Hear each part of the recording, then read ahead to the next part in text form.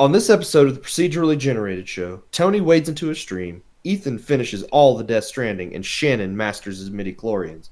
We talk about the week's biggest news and answer your questions.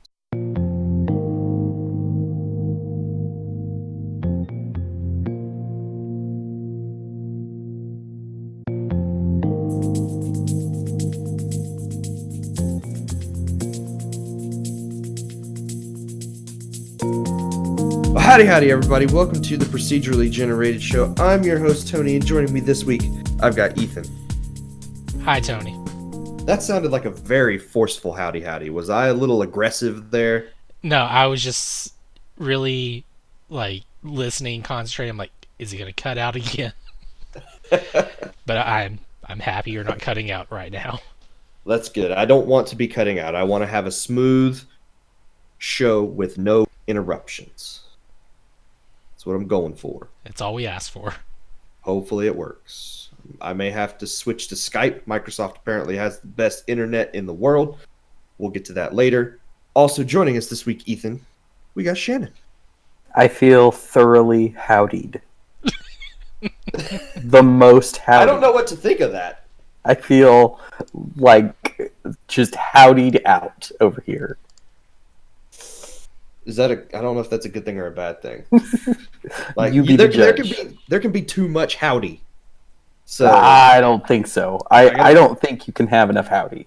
And if you go too far, the howdy sounds hokey, and you don't want that. And I don't want people to feel assaulted by the howdy. People come to the show to get assaulted with a howdy.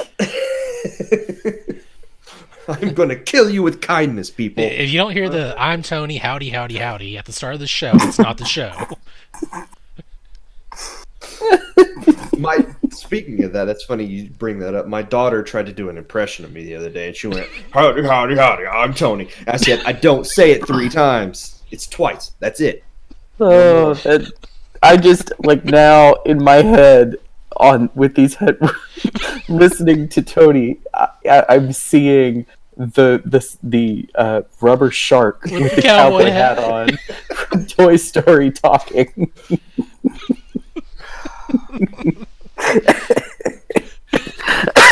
Now I feel assaulted by the howdy. Oh man. Oh, that's great. All right, well, Shannon. Yeah. Midichlorians are not a thing. I don't care what the prequels say. But, he didn't type that, I did. Okay, how did you master your midichlorians this week? I, for the last 2 weeks, have been playing Jedi Fallen Order. I'm a little jealous. Oh man, is this the best Star Wars game I would venture to say ever? Hey, it is no Episode 1 Pod Racer. That is the best Star Wars game. Okay, Episode 1 Pod Racer is good. This is the best non-pod racing Star Wars game. There's no pod racing in this game, is there? No. Okay. No pod that's racing. A missed opportunity. It's kind of a good thing. I am having so much fun with this game and enjoying every moment of it. I have had moments where I've been genuinely shocked by what's happened or by things that I've just stumbled across.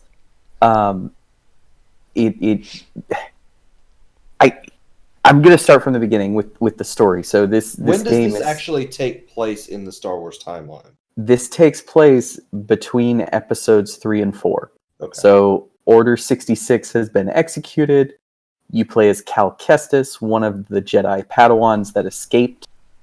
You escaped and made off to this world where you are just salvaging parts off of wrecked starships for the you're just salvaging all of these parts with tons of other aliens doing grunt work because that's what you do when you're a Jedi. You're an outcast. Got it. Exactly. Is he supposed to be hiding the fact that he's a Jedi? He is. He is hiding the fact that he's a Jedi. In the opening sequence, something happens to one of your friends of the past few years who's kind of been your bro. You guys have worked together on your whole, salvaging stuff. He's been your partner. You guys are working together, and in order to save him, you have to use the Force. And when you use the Force, now you've made it known that you are there. You are on the planet, and now you are being chased down. You woke up the midichlorians and someone's sensor went off. Exactly. You used the midichlorians, and Second Sister's sensors went off, and now she's chasing you down. And man, I'm assuming at some point Vader is also chasing you. I have not encountered Vader yet. Really? I am having a whole lot of fun with the fact that this is not trying to tie itself directly into anything in specific. Like it's doing a very good job. Like what were the Old Republic games? How they expanded on the universe without trying to tie themselves too hard to the movies. Well, to be fair, where this one takes place and what's happening, it would make sense that Vader would show up at some point. Right. They can very much make it a game that doesn't rely heavily on the two trilogies. Mm-hmm. But I think I haven't played it, so I don't know if Vader actually does show up at some point or not. Yeah, I am unsure. I am probably I'd say about 60 to 70% of the way through the game at this point. I've been trying to play at times when Travis can be with me, because we have been going through the Star Wars stuff over the last 2 months together. Mm-hmm. Just going through films and trying to get, like Lauren already made it known that she has no interest and does not want to go see the new movie with me in December. So Travis is going to be my buddy to go see the new movie. And, I think he's kind of at the right age to start watching Star Wars, until we watched episode 3 and he kind of saw the whole Palpatine transformation and he got freaked out. Yeah. I mean, yeah, I think that's what happens. Yeah, that went a little too far for him. He had nightmares. But it's I'm having a whole lot of fun with this. What color lightsaber are you rocking? Blue currently. That's so. Before we get too far, so I've established where the story takes place. You play as Cal Kestis. After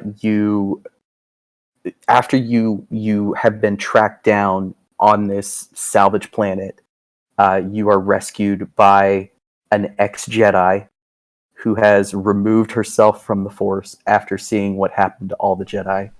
Ew. But she knows that the Order needs to be restored.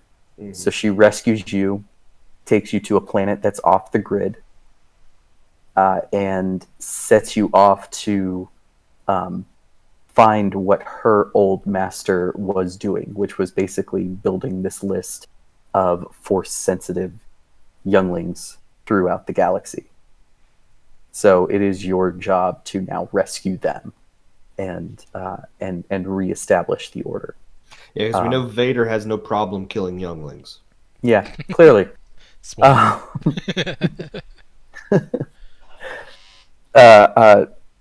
On that very first planet, you meet what is, I would venture to say, the coolest droid, and definitely my new favorite droid in the Star Wars series. Like, more so than BB-8, more so than R2, BD-1, or Buddy, is now the coolest droid. Yay. He is so well animated. He is like your comic relief in things. This is the backpack droid, right? Yes. Okay. And he's just always there in every scene, and he's just, man, he's so expressive with his one of his eyes reminds me of, like, when you're on an airplane and you have that little air conditioner thing that just kind of swivels, and you twist it to the right to open it and to the left to close. Man, it looks like they took one of those to make his eyeball, but he's so cool. And I can't wait to start finding merch for BD1, because I will not be able to control myself. But, did you see him during the E3 reveal? No, They I had an wanted to. actual little mech version of him on stage. Cool. I'm gonna have to go back and watch that. Man, I just I wanted to stay in the dark for most of this game because it was on my list of things after seeing. I don't think I saw the reveal, but I remember seeing a trailer at E3 and going, "Oh, I'm gonna get that. I'm gonna play it, and I'm gonna love it." The combat in this game is very reminiscent of like a Dark Souls, without being overly punishing. So most of the enemies that you encounter, and especially bosses, you have like sub bosses and main bosses that you'll encounter in each world, in on each mission that you may go off and do. But it's very much you learn the patterns, you take advantage of people's patterns, and you're repelling them with counters, and then attacking at the weak moments. And it's just learning your enemies before you try to go in and defeat them. It also is a lot like Dark Souls. Oh, that's adorable. I usually hate Funko Pops, but that's pretty cool. Dang it, Tony, sharing pictures in the Discord chat. That's cool. I usually am not a fan of Funko Pops, but that's a cool one. Where is it going? Okay. One of the other things that relates this to Dark Souls a lot is the way the save points work. You will find these Campfires? but they're not campfires. They're like little They're broken piles of lightsabers. no, they're like meditation. They're like meditation circles that you'll Yes. see just in safe places on the ground, and you go and you meditate, and that's where you can either invest your skill points that you've earned into your skill tree, or you can rest. And if you choose to rest, any defeated enemies that are in the world that you're currently on get revived. So it's like a blood moon in Zelda. It's like a bonfire in Dark Souls. I've never played Dark Souls, so You sit at the bonfire, and everything that you killed comes right back to life, except for bosses and high-level enemies. High level enemies definitely come back. I have not bothered to go back to the boss sections to see if it revives the bosses, but that would be probably bad. So I would imagine they didn't do that. But yeah, it definitely base level enemies and high level enemies come back when you rest at the meditation areas. I imagine that's kind of weird when you sit down and 4 stormtroopers just respawn behind you. One thing that's done really well is the meditation points. I have not run into any that are directly in combat zones. Oh, good. So they all seem to be placed fairly well apart to not stick you with that in that position. So that's been good so far. Let's see. The lightsaber. You were asking about lightsaber color. So on the ship that you use to travel throughout the galaxy, in the ship there is a lightsaber workstation. A lot of the collectibles that you get from exploring the worlds is just lightsaber pieces, which kind of feels like they may have intended to put microtransactions in here and then just instead decided to hide them in treasure chests. But I don't know. I'm not entirely sure about that one. But it is very cool to go through and get all of the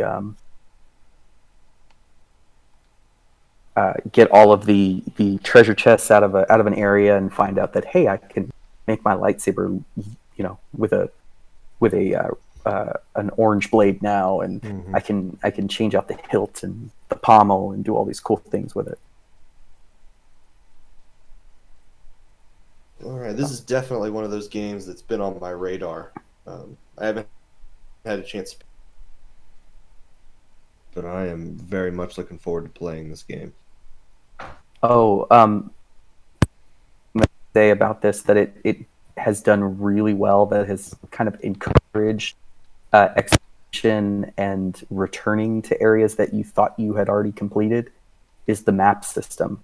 So your BD one, he has your holo map, and it's completely explorable, kind of like a Metroid Prime game, where you can go back and look at every area that you've explored and kind of see doors that you've opened and doors that you haven't. If you are in a world where there's sections of the map that you can't access, it'll mark the doors or those sections with red, and say you get to a point in the story where you unlock force push, and oh hey, now I can force push open those piles of rubble, or I can force push this swinging bridge and or the swinging trapeze thing, and now I can jump on it to access that area across the gap. Like, you can actually go back to your ship, go look at the holodeck, and then access the world, and without even having to travel to the world, you can go back and go, hey, are there any sections in these areas that I can now access? And it gives you reason to go back and look for more stuff. So it's like a whole set of progression locked behind abilities then. Nice. I was hoping it was going to be more than just a Dark Souls clone, so that's good to know. Yeah, there's quite a lot of platforming involved. You have a lot of force abilities that you unlock through the story that help with the platforming. Gosh.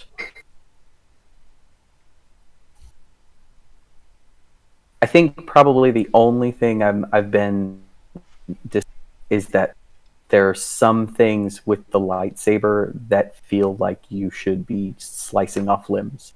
Like when you what's a good example? So regular old base stormtroopers, 90% of the time they will be automatically placed at distance areas because they want you to use your quick time defense with the lightsaber to reflect the laser beams back at them, and it's an instant kill like it would be in a movie. However, if it's like a ranked stormtrooper, I forget what the ones are called that have the like the scarves over their shoulders and stuff, but you may have them come up and try to attack you with like a buzz baton.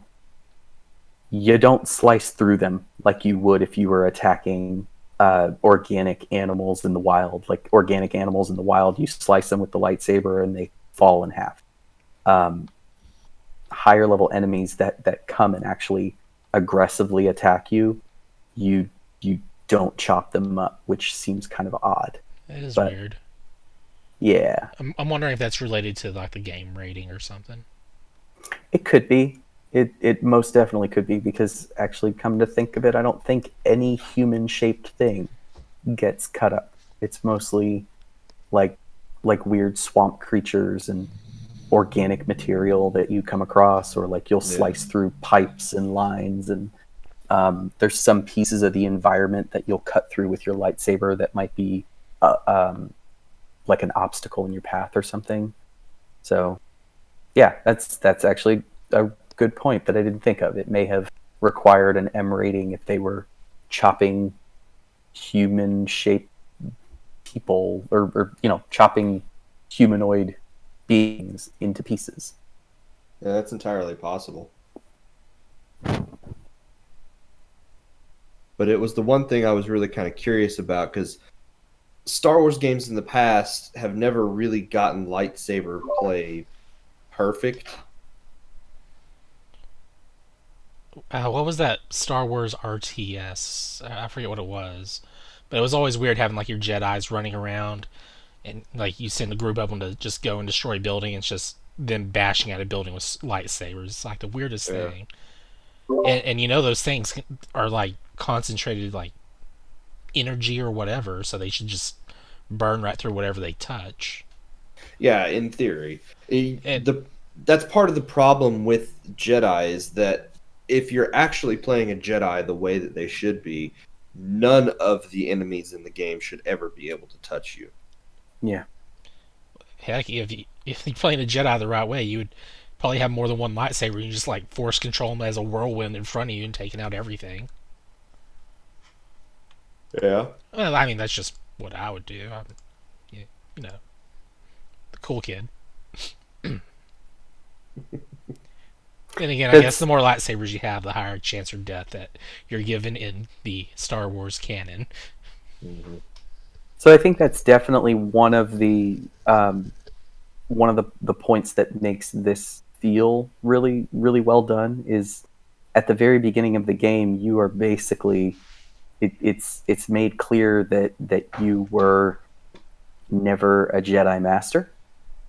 Cal Kestis was never, he was a Padawan up until he was sent by his master off into hiding. So I guess you never finished completely finished your training. And there's the way that you unlock your abilities is through like these weird flashback sequences where you basically go back to being a youngling and you're in the training rooms with your master, and you basically get reminded, oh yeah, that's how I did force push, that kind of a thing. So that does a really good job. And every time you get a new ability, it does feel like the game gets easier. Like the enemies that used to cause you difficulty, now you can just push them off the ledge. You don't have to sit there and fight them. You can, there's. I would like to hope that by the end of the game, I do feel like Starkiller in what was that? Force Unleashed. Force Unleashed, yeah. Yeah. So, but yeah, I am having a blast with this. Nice. Well, I am looking forward to hearing more about this game because it sounds, everything I've heard has been incredibly positive. The only thing that I know some people have had major issues trying to play this on base systems. So like the base PlayStation 4 or the base Xbox One. I have heard horror stories online about this just being a game that does not work. Yeah. So I've heard if you don't have an Xbox One X or a PlayStation 4 Pro or a PC, it may not be best to play it yet. It seems like the early gen systems are just not up to snuff. Yeah. Okay. Well, is that it? That's it, unless you want to talk about a bunch of VR stuff. Maybe next time. All right. Well, Ethan, what about you? What have you been playing?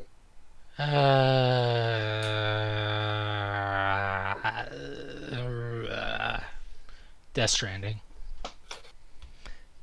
Exactly what it said. Exactly what you said at the start of the show. Yeah, so I am very interested in hearing this. I know you said you finished it this week. Yeah, I finished it. The story stuff on there is really good. Really good. Kojima style, just with here's a story that's going to have you asking questions, and the closer you get to the end, the more those questions are answered, and the more new questions pop up. And then you get the ending sequence on this one, and oh my gosh, a whole bunch of stuff gets answered, and then you're left with mysteries that are just going to be out there forever. And that was like a 2-hour long ending sequence too. Oh gosh. Yeah. I was curious to know if the things I was hearing before the game came out were true, and that the game was going to end with that 2-hour cutscene. It'd be fine if it was just like a cutscene where I could sit back, relax, watch it, and just be done with it, Yeah.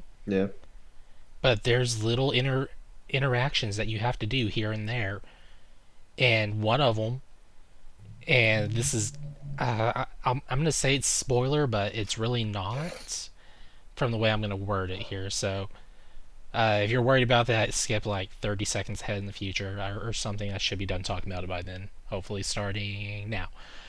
You end up in a dark area. We'll call it special or something.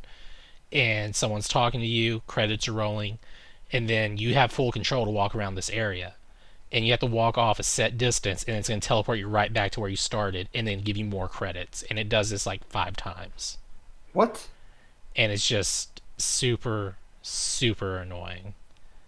Because I tried sitting there, and I don't think it would do anything, so then I had to move around. And I think that's the end of the 30 seconds, so if you're just now getting back to this, welcome back. Yeah. So, I finished the story.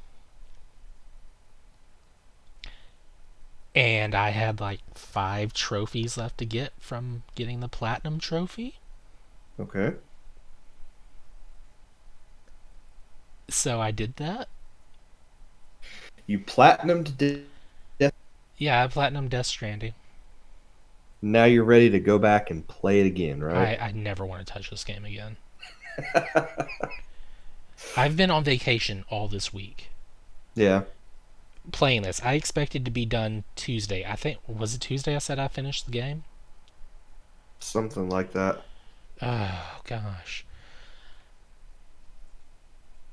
Yeah, that Do sounds you about... feel like you spent your? Do you feel like you got your money's worth or spent your time well? Okay, so I got the platinum today as of this recording. Okay. When I beat the game, I was at 127, 28 hours, I think. Wow. Maybe 132. I don't know. There's a gap in there where I checked it 2 different times. Whenever I finished getting that trophy, I was at 157 hours. That is crazy. There's like a couple of games I wanted to get started on like this week, and that didn't happen. Yeah. It's... Oh man, if it wasn't so for those trophies being so close to being obtainable, I wouldn't have done it. But I mean, at the same time, they were not as close as they should have been. I found out to get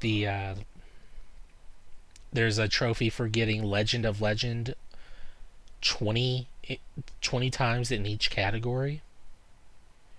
So I'm thinking, oh, I just need to get Legend of Legend rank on 20 different deliveries, because that's how you have to have S rank in all these categories so you can get Legend of Legend rank.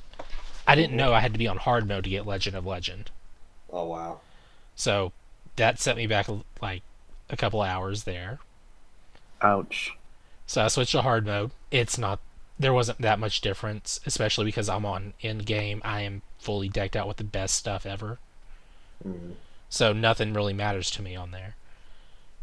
And then I find out Legend of Legend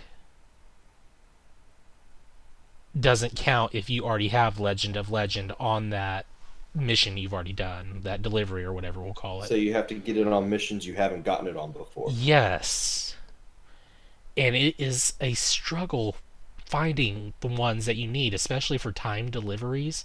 Those are the hardest ones to find, because time deliveries, that was the last thing I had to get the level 60 on my porter grade, and that was another requirement. So I mean, it helped, but it took me forever to find all those to do. In doing those, I had to go and plan accordingly, like set up zip lines across the entire country. Not just like one location to another. I mean across the country, multiple locations, interweaving. I'm going from like the northeast side of the map to the southwest side, up and into the mountains and back down to... Oh. And then I also had to watch out for what the weight total I could carry was. And you max out at like carrying 8 boxes, so that's a thing. So I had missions telling me to carry stuff all the way across the country in 20 minutes, and it takes 25 minutes just to drive across there. And I can't do that in a timely manner at all, so I said, no, I'm not doing that. Yeah. So I had to find other alternatives, and I finally got it. I'm not even putting footage up for this. That's how mad I am at this game. Wow. See, that's at that point. I don't think the game is respecting my time, so I don't Well, think I I would had already have gone finished it. after I those just trophies. really, really wanted that platinum because I thought I was close to it. Yeah. And then here we are a few days later, and I'm just now getting it. Yeah, but you can say you've gotten it. Yeah. The final trophy I had to get was getting all the memory chips, and that was basically just go around the country, gather all of the ones scattered everywhere, which you have to have everyone's gotten multiple emails from people and stuff. So that wasn't that bad. Yeah. And like two of them show up after the end game or something. So I didn't feel so cheated on time for doing that stuff. In fact, that was a lot more pleasant because I wasn't struggling with finding missions. It's just, oh, I have to go here and then I have to find the chip. That's not that bad. Yeah. Internet made that a lot easier. Well, now, are you ready to see the movies that Kojima would produce?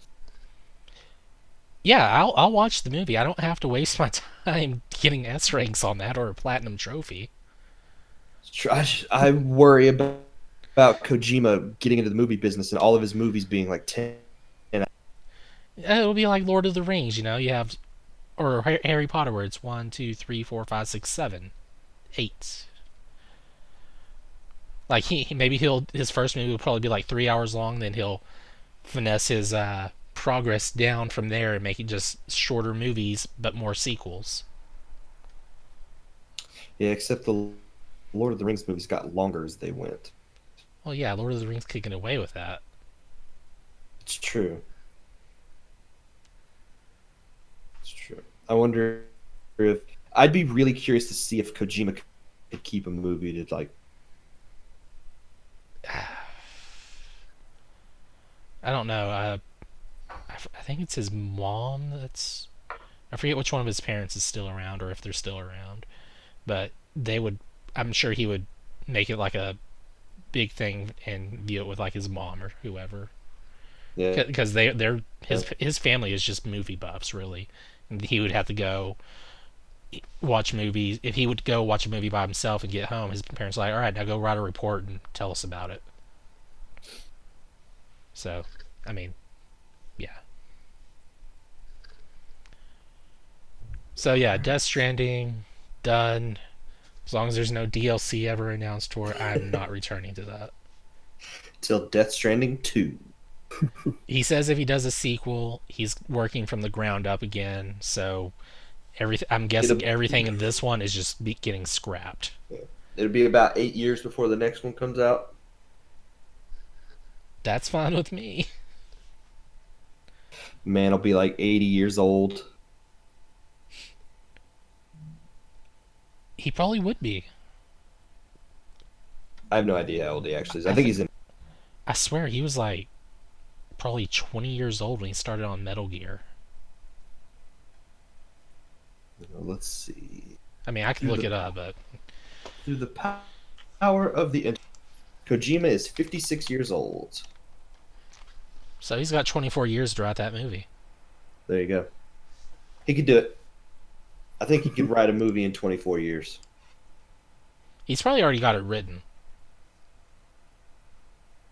It's just the filming process will take that The long. filming process would take 24 years. You Yeah, 'cause get to see real-time aging on the characters. I was just getting ready to say that exact same thing. He wants his characters to age in real time. So, all right. Yeah. I'm glad you finished Death Stranding. Yeah, I shelved it pretty quick after that. Now, when the director's cut comes out next year, You you'll have to shut play your through it all mouth. over again. He's gonna re-release it, and it's gonna be like Death Stranding Substance or whatever. The map will be mirrored. Oh gosh, no, I could barely navigate it as it is right now. Now, just imagine If I did doing it. that, I would turn on the spoiler shared items. That way, I don't have to bother with limiting myself anymore. So that way, I can just Yeah. see everything right away. There you go. Which I found out was an option whenever I got ready to shut it down because I was messing with the hard mode and stuff. Yeah. Oh. Actually, I probably knew that from the start. It just had been a month since then. Alright, Tony, what have you been playing? Oh, let's see. What have I been playing? A whole bunch of Paladins still. Sounds like a Tony thing, yeah. I am, going on 2 months now. I think I've played that game just about every day. I'm at level 43 of the battle pass, and I need to get to level 50. So I got about probably a week or maybe a week and a half's worth of work to get to reach my goal of level 50 in the battle pass. All right. But when I haven't been playing around with that, I think I might have mentioned it a couple weeks ago, but I got into the xCloud beta. And the one problem was I got into the xCloud beta, but I didn't have a controller to use, and you can't use touchscreen on your phone. So thanks to Shannon, I now have an Xbox controller. Yahoo! He very generously sold me one for $100. It was $1 million. I think you misplaced a few zeros there, sir. I made the final payment today. Tony, you forgot about the coupon. Oh yeah, yeah, but it added money to it somehow. Well, I mean, it was his coupon. It was my coupon. I mean, Yeah. Come on now. Rife and bargains only go Shannon's way. That's right. So no, I got a controller. I got the controller and paired it up to my phone. It worked perfectly, and then started playing some Xbox games on my phone. And you know what? It's pretty freaking awesome. Nice. Like, I am amazed at how good the experience has actually been. There are a couple games that don't work quite as nicely as I would like. Games like Forza, which I think require like super and as lag-free as possible timing, and it just feels to me like with that game in particular, and that's the one that I've really noticed it in, that it doesn't feel perfect or right. So that game is played. It's not a great experience. The one game that I have been playing and have absolutely loved and think it works perfectly is Halo 5, which is which we tested out right before the show as well. There's 50 games, or maybe like 52 or 53 at this point to choose from. So yeah, Ethan, you and I tested out a little bit of multiplayer before the show. And I'm using that for our footage on this right now. Just to see how it worked. And I think both of us were pretty impressed with the experience. Yeah, I did a countdown for when I would jump, and you were like, yeah, you jumped right then. I was like, oh, cool. Yeah, the second you said you were jumping. And that's taking into account if there's any lag through Discord, from your system over the internet to my phone. It was working nicely. I'm using a Motorola G3 Moto. Hold on, I don't remember exactly what it is. It's a cheap phone. Well, it's an inexpensive phone, but as a streaming device, it's working just perfectly. Yeah. A Moto G7. Sorry, that's what it is. Yeah. And so Halo works really well. Gears of War worked really nicely. I played a little bit of Madden, and top level Madden players might notice some input lag or anything like that. I don't see any of it. The experience has been more or less seamless, with the exception of Forza on my phone. I did also test it out on my Fire tablet, which you can get a 7-inch Fire tablet for $50, and I'm using an HD8, which I think is $80. and it works. It's not quite as nice as the phone. There were some times I would notice the resolution would dip, and every 10 minutes or so, you'd actually see the screen visibly refresh and watch the resolution pop back up to 720. Because all games on this right now run 720p on your phone. There's no 1080, nothing like that. You're not going to get any kind of 4K visuals on your phone.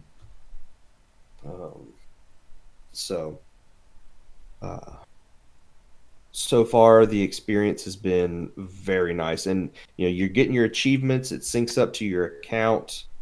You have a little miniature version of an Xbox interface where I can pull up friends list, I can see achievements and things like that. It's not a fully fledged Xbox dashboard in any way, but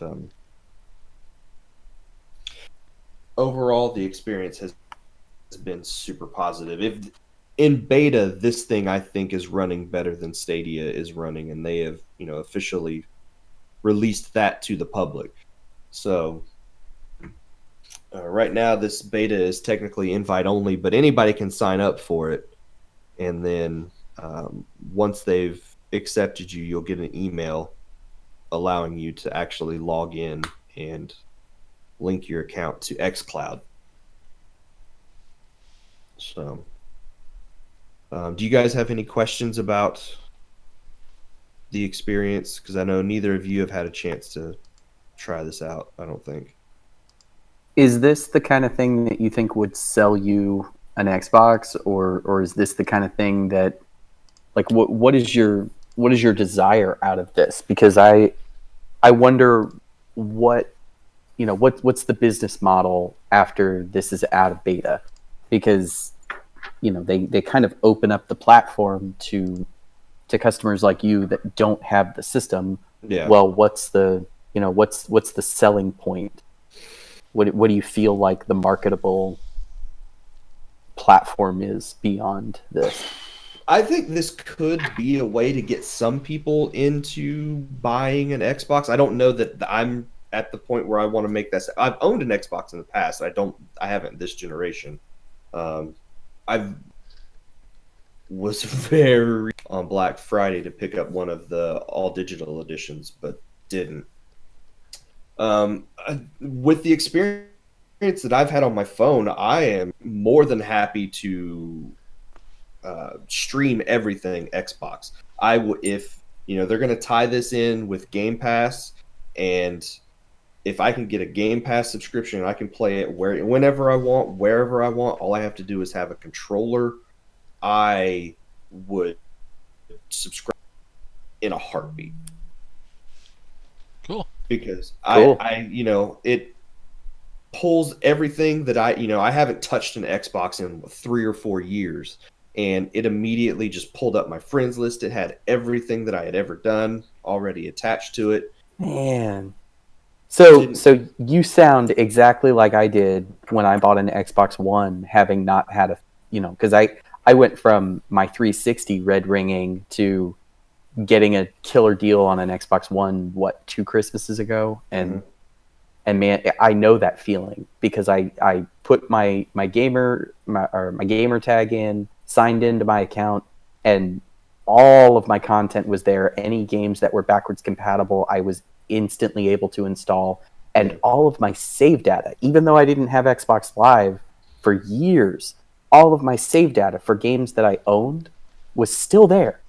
That was awesome. Yeah. There's some things I would love to be able to test out, but because I don't have a system, I can't. I'd love to see if playing through this, if I could then log into the system, an actual physical Xbox, and it would just pull my save data from xCloud. I don't know how deeply integrated that is to it. I imagine it'll pull over just fine, since it's just your Xbox profile that's showing up on there. Yeah. So, but I would be more than willing to jump into an Xbox ecosystem with Game Pass on my phone. If I could pull it up on my computer and stream the games, this has sold me 100% on streaming being possible. Cool. I haven't checked to see what kind of damage it's done to my data on my Wi-Fi. Oh, do you have a data cap? No, I do not. I have Okay. unlimited. Whew. At the moment, I have unlimited. It's one of the things. It's one of the reasons I went with AT&T when I did, was because they offered an unlimited, gigabit internet speed. So I need to check that. What I'd really, really like is for this Microsoft and Nintendo friendship to mean that Game Pass with xCloud is coming to the Switch. Man, If that happened, that would be incredible. could you imagine? That's basically saying everyone who has a Switch instantly has an Xbox. They just have to pay the Game Pass subscription or something. So like $15 a month, you have an Xbox on your Switch. That's amazing. I can't even. I can't even wrap my head around it. That's so. That would be amazing. The fact that we can even think that is a possibility, we would have not been having that discussion last generation. No. There's no way Microsoft would have even considered that, but they are more than willing, and they've talked about being more than willing to open up games to any platform that they can get it on. And they seem to be very friendly with Nintendo at the moment. Yeah. So if I could turn on my Switch, hit an Xbox app, and I'm playing Halo on my Switch, or I'm playing Gears of War on my Switch, or whatever, and it is, even if they upped it to 1080p streaming on Switch, that would be incredible. And it's possible because it's not like the Switch couldn't handle it. Yeah. Because all it literally is a data stream, just like you're watching a Netflix show. The only difference is you are interacting with that, data stream in some way. And I think getting it on a piece of hardware like that, where the controller interface is integrated at a hardware level, versus having to stream it over Bluetooth. I mean, because I think that may be where some of the disconnect was coming with your controls in Forza. Like, how much of that was the delay between the controller speaking to your phone and then your phone relaying that information over the Wi-Fi network. Yeah, that was. I mean, because in a driving game, 5-10 milliseconds of delay, and it breaks the game. I wonder. I wonder how much of an improvement it would be doing something like that on Switch. And yeah, I mean, it wouldn't even have to. I don't think it would have to. I don't think it would have to get to 1080p. I think, even if they were to say, xCloud is only available in portable mode, because I mean, we have lots of games that are on Switch that are only available in portable mode. Yeah. If they did that as a way to, motivate people to still buy an Xbox so you can play those games at home on your television. Yeah. That I think that's one of the biggest benefits to having xCloud on a small screen, is that data stream is not having to push such an incredibly high resolution image. It's, you can get away with compressing that video because it's going to such a smaller screen. Yeah. I would worry that, if you're trying to push out 1080 or any, I would even be concerned about, 720. I'd be concerned that you'd run into issues with artifacting. Yeah, there are a couple. I've noticed a couple of moments where I can see the screen's getting a little fuzzy, but it's a second or two at most, and then it buffers itself right back up to where the picture is full 720p. I think 720 would be fine even if you only did switch portable mode. I think 720p is perfectly adequate. It would negate some of the issues that maybe Nintendo would have if they could partner with Microsoft and get xCloud on here. you don't have to necessarily push out a new Switch Pro in a year or so when Scarlet and PS5, because people could play Xbox games on their Switch in 720p while Xbox users are getting, 1080p, 4K, whatever. Just the idea of just having the console itself of whatever your choice, and saying like, "Oh, I want to play on this other console," but you just pay a monthly fee. That and you just switch over to a digital version of it. That's amazing, in my opinion. Yep. We're getting closer and closer to that point where the system that you play your games on is going to be just the same as like DVD players, which are universal. It doesn't matter what DVD player you have. You can pick whatever you want and play it on that DVD player. And I think we're going to get to that point with game consoles where the hardware is irrelevant. I mean, in some ways. We're kind of already at that early step with someone on that end. Well, yeah. But Especially we'll be back on that part during the news. Well, streaming, that is where this industry is going, whether we like it or not. Everybody's trying to get there, with the exception of maybe Nintendo at the moment. Who knows what they're doing? But imagine if xCloud starts working on Switch and Nintendo throws in some of their titles. Man. Wow. As a way for Microsoft to say, hey, you know what? Here's the technology. Put a couple of your games on here with this.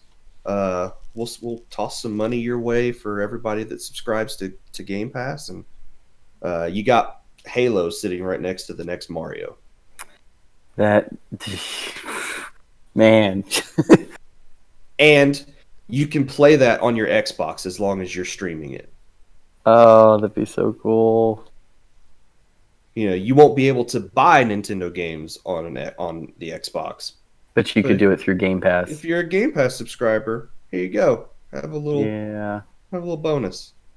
Man, that's cool. And like anytime a developer or a publisher, gets asked about Game Pass, it's usually an incredibly positive response. Like they get paid well to put their content there. So I would imagine they would work out something lucrative for Nintendo if that were to ever happen. Oh, I imagine so. But yeah, I was interested in Stadia when they first talked about it. When it was, we're going to give you this streaming service. It is going to be the Netflix of games, because that is what they were talking. And that's not what they have given us. Microsoft said, here you go. Just up and did it. Here's your Netflix of games, and it's going to cost you $15 a month. Assuming that's what it's going to be. I don't know that that's what it's going to be. Because they haven't talked about pricing with xCloud or anything like that. I think we're still probably a year away from public launch of it.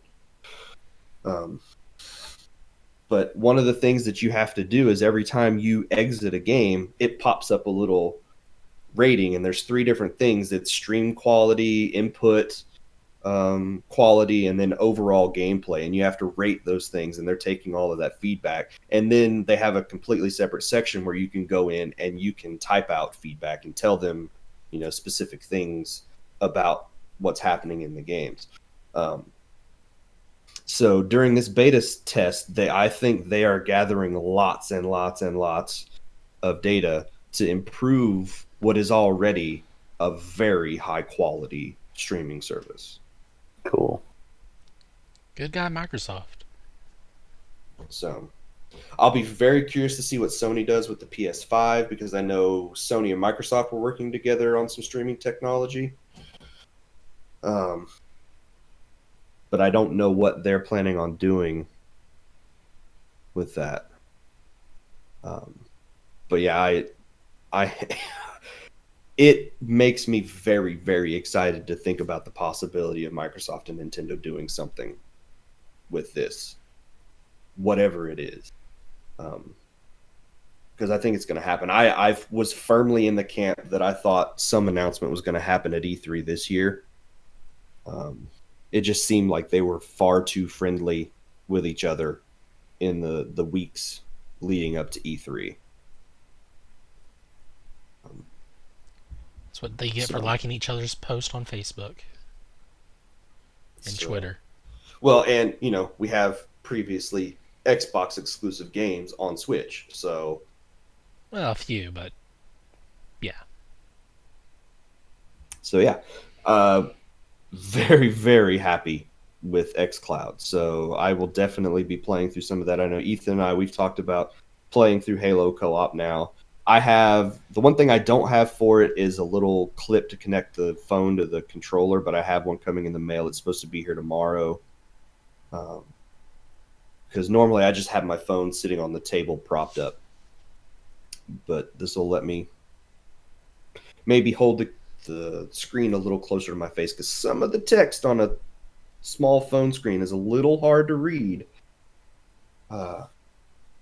That's the one reason I would love to see it on Switch with the screen that's about twice the size of my phone, because I think it would make it a lot easier to see some stuff that's a little hard to see. And that's probably the only real negative that I would have right now, because they've proven that it works. And I'm confident that before they launch this thing publicly, a lot of any of those input issues that they have will be worked out. Cool. So, but that is it for me. So let's take a quick break and we will come back and we'll talk about the news.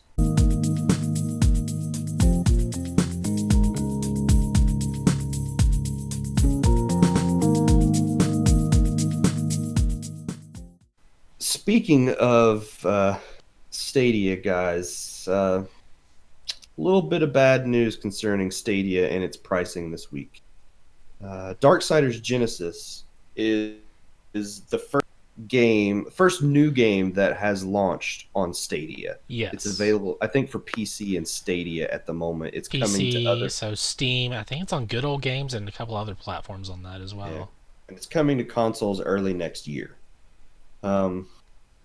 But if you want to play it on Stadia, you're going to have to shell out a little bit of extra money, because on PC it's $30, and I think for some people you could pre-order it and it was on sale for an extra $5 off, so you could get it for $25 on PC. And if you get the Stadia version, you have to pay $40.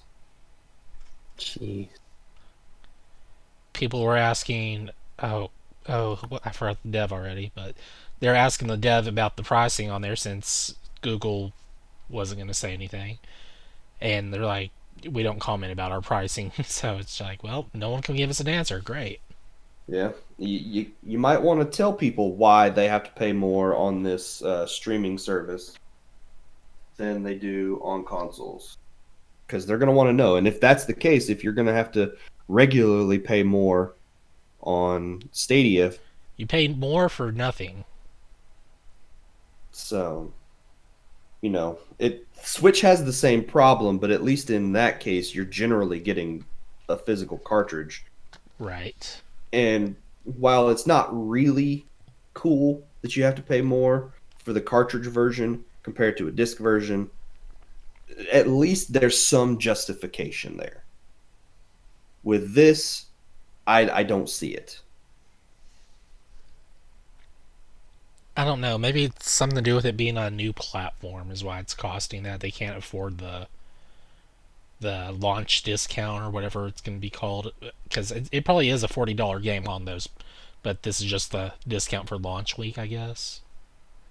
Maybe. I mean, only time can tell right now. I really don't know. Yeah. I don't either. But I mean, this is just another part of Stadia having issues and stuff, so that's great. So we will definitely be keeping an eye on any new games that come to Stadia to see if this is a regular thing, and we'll let you know when it happens. Sony this week announced that they are going to be airing another State of Play. And that will happen on Tuesday, the 10th, at 8 o'clock Central Time a.m. So pretty early in the morning. Probably after I post this episode. To the general public, yeah. That, maybe. So yeah, they will be talking about some of their upcoming games. They have said, though, don't expect any PS5 news, because they're not going to be talking about it. Which makes sense since it's still early in the console development stuff on here. Yeah, you know, we're Like still almost we a have year a away from that. we have a spec idea already, and both Microsoft and Sony kind of have the same specs on both sides. Like one's a little better in this department, whereas this one's a little better in this one. But you don't want to just throw all your information out up front now, because it's like, oh, this is the type of controller we're using now, and it does this feature and that feature. And it's like, oh, Yeah. well, we have the new Wiimote, so in your face. Oh, 6-axis. It's such a thing that could be better. So there will also probably not be any Vita games shown off. Definitely not Vita games, and according to their Sony's new president, whose name I forget, I think it's Ryan something, whatever his name is. There's not going to be any more portable consoles from Sony either. Yeah. So don't expect that. They were asked, announcement. and they're like, "That's just not a business we're in anymore." So I guess they'll just go with the streaming thing and put it directly to phones. yeah, they'll do the PS Now streaming stuff going forward. I mean, that would work good for them on the phone side. Yeah, I need to check and see. I don't think my Xbox controller will work with PlayStation streaming. Yeah, no, it shouldn't. The DualShock 4 only works if you have Android 10, and I don't have that on my phone yet. It's not available. It's only available to a very small number of people right now. So you can't connect PlayStation controllers via Bluetooth to Android at the moment. But yeah, Tuesday, December 10th, 8 a.m. Central Standard Time. Be prepared to probably watch some Last of Us video. Here's more Last of Us Part 2. Yay. Yeah. So, and then on Thursday, you can watch everybody's favorite, Jeff Keighley, announcing that Death Stranding has won all the awards. Because that's what's going to happen. It's not going to win all the awards. We know Smash is going to win all the awards. But then they'll announce Jeff Keighley as the new character. Oh my gosh. Please no. I'd rather have Conan in Smash before Jeff Keighley. Oh man, people would love that too. Well, yeah. 7:30 Central Time. 7:30 to 11 p.m. Central Time. That's a long show. Yeah, it said Pacific Standard Time was 5:30 to 9. Yeah, it's mostly going to be game announcements. And then it'll be interrupted by an award show every few minutes. There's at least 10 announcements coming out of this that were reported. And we don't know what it is that's reported, but just 10, a number. And, like half the thing will be game awards and the other half's going to be like esports. So I'm guessing there will be a downtime so you can just ignore the people that you don't know from esports on there and wait for more news to be said. Yeah. I've never gotten super excited for the game awards every year. I wasn't always excited for it when it started, but I was more excited for it back when it was first starting out, like on Spike TV, compared to what it is now. It's just kind of, And I'll be honest, I as much as I don't like the guy, I miss Jack Black. The world needs more Jack Black. Here, here. Oh, I think the last time he was on the show was Brutal Legend had just came out, I think, and he got to be on there, and Probably. And he's like, "Thank you for the Game of the Year award." And they're like, "No, you didn't get Game of the Year." And it was a bit, but it was just great to see him on there. Like Jack Black has the tendency to go a little overboard and get a little obnoxious, but I find him funny a lot of the time. So a lot of people won't like me for that opinion, but there you go. Nintendo. This is our last news story. Nintendo announced more games coming to Switch Online. Sweet. So if you like those NES and those Super NES games, there are 6 more games coming for Super Nintendo to Nintendo games. And those games are Star Fox 2. Good game, I guess. Which was first available commercially on the Super NES Classic back in 2017. Yep. Has it really been that long? Yeah, it doesn't feel like it's been that long, but it has. It doesn't feel like it's been that long. Wow. Super Punch-Out. I've heard of that. Kirby Superstar. That's like 8 games in one, Tony. It is. That's and like the best Kirby game on the Super Nintendo. Breath of the Wild 2. No, sorry. Breath of Fire 2. Breath of the Wild 2 on Super Nintendo? Yes. Yep. No, Breath of Fire 2. So those are your 4 Super Nintendo games. And then your NES games are Crystallis and Journey to Silius. You know what? I take it back. That's the best Kirby game since that Kirby game that was on Wii. Epic Yarn? The other one. Return to Dreamland. Yeah. Because that's... Yeah, that was like, what, the time they finally brought the hats back, aside from the Game Boy Advance games, right? Something like that. Or DS games or something. Or, well, yeah, I guess the DS ones were hats also. So, definitely better than Kirby 64. Anything's better than Kirby. Well, it's not true. Yoshi's Story is worse than Kirby 64. Yeah, but Yoshi's Story also ran at a solid 60 frames a second. Good point. So you'll be able to get these 6 classic games. So it'll probably be another 3 months before we get any more. So there you go. Cool. But that is it for the news. So let's move on to listener feedback.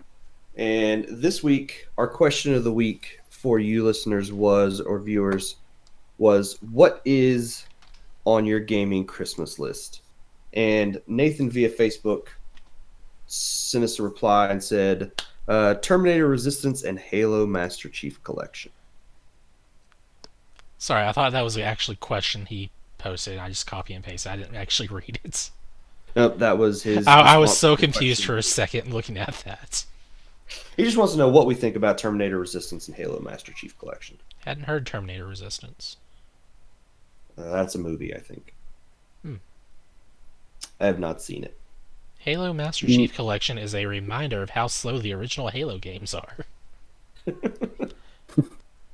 I wish they were available on xCloud because I would have played some. So Master Chief Collection is an amazing deal. It's very cool that you can actually LAN party with original Xbox and Xbox 360 along with the Xbox One. Like I've seen that Seriously? done. Yep. Yeah. That's like crazy.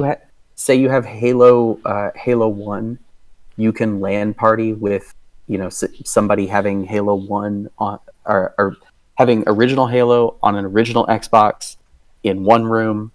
You can LAN party with somebody running Master Chief Collection on an Xbox One in another room. Question. Yes. Go for it. Okay, so they're going to be on the original hardware and original game. Yes. Whereas if I'm on the Xbox One, would I have to be forced into original Master Chief or Original graphics? Yes, there we go. Or would I be able to do it on? Okay. All I know is the game is playable, completely backwards compatible, all the way to the original Xbox. Okay. Which is insane to think about. That means, and I mean, it's not really that crazy to think of, because you got the Ethernet line on both consoles, and it's just a handshake, really, and a communication deal. So I don't see a reason why I wouldn't be able to do it. It's probably the simplest thing they could program for that. I can see plenty of reasons why they wouldn't want to bother but Yeah. it's very cool that they did it, because there's a whole lot of people that probably have an Xbox or an Xbox 360 in their house, and they don't want to buy another system to do a LAN party in their own house. So, Man, I LAN parties. look, I have plenty of fond memories of Halo 3 LAN parties over at the youth minister's house. Like I remember doing that, like 8 people, and we're split across 2 rooms in the house playing Halo 3. So Shooting the covenant for Jesus. God, yeah, it's how we played Halo 1 in college, just to like have a Ethernet cable going across the hallway. People having to not trip over it. but yeah, it's very cool. And they just added Halo Reach to the Master Chief Collection for no additional charge. Mm-hmm. So they have continued to make that game better. I hope my data carried over for that.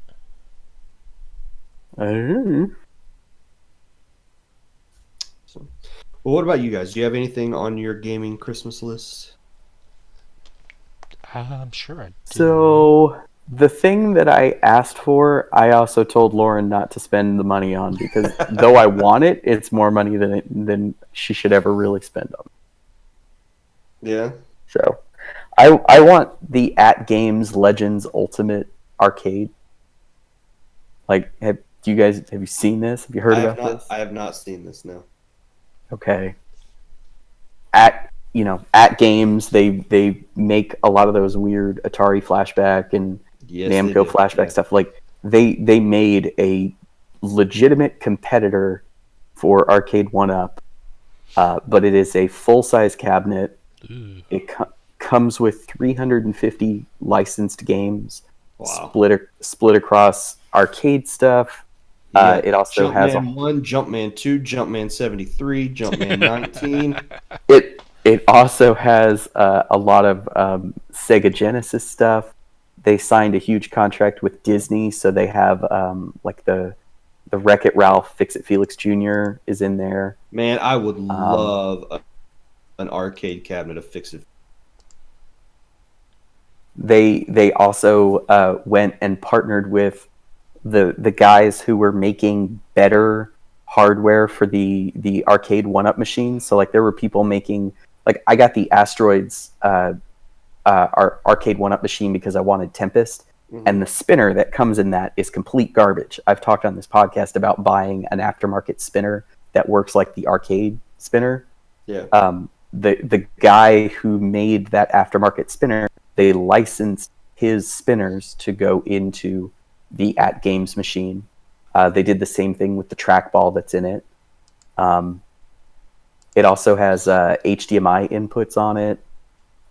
It lets you use, because they're basically running just MAME in the background, if you have ROMs for MAME games that are compatible with I think it's MAME 2016 that they have built into the machine, you can just put the ROMs on a thumb drive and plug it in and play your own ROMs that they didn't bother to license. That's nice. Yeah. So, I mean, they did it right. And then they also have, it's also integrated with Steam. So you can say, like Street Fighter 4, there's a whole bunch of games that you can stream from Steam, either on your home network or through one of their servers. If you do it through their server, you pay like, I want to say it's $1 an hour is what their fees were, but you pay like $1 an hour to use their servers, or you can do it in your own home for free off of your PC. So if you own, PC arcade games through Steam, you can stream them on the At Games machine. So. That sounds phenomenal. Yeah, it's really cool, but it's really cool, but it's like $500. Yeah. So I told Lauren, I'm like, please don't do that. I don't remember where it was. I saw the Pac-Man cocktail table not too long ago that I would love to have. That convention? No, this was on the internet somewhere. Oh. Arcade 1-Up just put those out. Maybe that's what it was. Yeah. Arcade 1-Up has some new cocktail and bar top machines that came out this year. Man, I would love. Let's see. I need Dragon Quest 11 because I haven't played that yet. Couple of books that I need. Have you read the Star Wars William Shakespeare editions? Those books No. are phenomenal. Somebody, I don't remember the guy's name, has taken, and I saw this was the first one, and then I bought the original trilogy and the prequel trilogy. I need to get the ones for the sequel trilogy, but they have taken the movies and turned them into Shakespeare plays, Yep.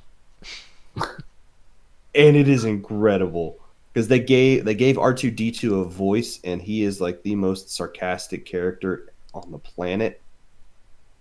Huh. And so, like, every time he does one of his beeps and whistles and stuff, they'll say that. They'll, spell out all of the beeps and whistles that he does, and then in parentheses put what he's actually said. Oh, that's silly. Ethan wants Baby Yoda, apparently. My favorite Baby Yoda memes right now are the ones where, and Shannon, you won't have any idea what we're talking about. But the Mandalorian and Baby Yoda are in the spaceship, and Baby Yoda's pressing buttons, and people have put like he's turning on the radio. And then so I saw what was it? I saw Y'all Gonna Make Me Lose My Mind. Baby Yoda turned that song on, and the Mandalorian turned it off. Baby Yoda turned it back on.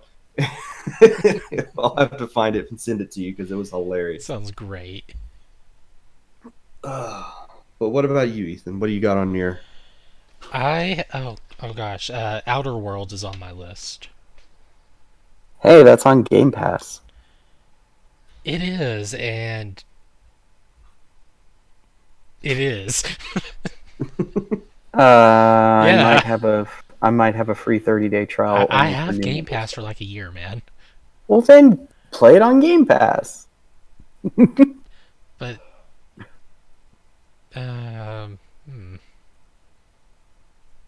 decisions are being thought over right now. Uh-oh. Another gaming related thing that is on my list, because my little sister was asking me what I wanted, so I sent her a link to the Police Knots vinyl record. Police Knots is a Kojima game that came out after Snatcher, and it is done kind of in the same style but better. Yeah. So yeah, I asked for records, and I don't have a record player. I have a record player. I have listened to my Star Wars Christmas album, and it is the best Christmas album one could have. There's a Star Wars Christmas album? There's a Star Oh Wars. my gosh! There's a Star Wars Christmas episode. Well, Yeah, I've seen that garbage, Christmas special's bad, but yeah, the Christmas album is called Christmas in the Stars. Look it up on YouTube. It is amazing. It is terrible. Oh my gosh. But it is amazing. All right. So yeah, you need to. 50 it's tracks. Oh wait, there's never not- mind. Never mind. I There's misread. not 50 tracks on it. It's the first. It is the first record that John Bon Jovi ever. Oh, there's only like 9 songs. Yeah, it's not long. It's like half an hour long. It's a short. Yeah, it's about 33 minutes. 34. So, all right. Well, I guess that will be the show for this week. So, thank you, Shannon, for being here, Pleasure as always. and Ethan. Thank you. We should watch the Star Wars Christmas special as a group on Discord. I'm down. I think that's a brilliant idea. I'm not even down, and it's my own plan. That's genius. There is so much sarcasm in what I said. I'm in. And that's the end of the show. If you want to reach out to us, we have new ways to do so. You can email us at procedurallygeneratedent@gmail.com. If you like what we do, you can support us on Patreon by going to patreon.com/pgent. Patreon supporters get the video version of the podcast a day early. Follow us on Twitter at twitter.com/progenint. Check out our YouTube channel, and we still have that famous Facebook group where you can interact with us on a daily basis as well.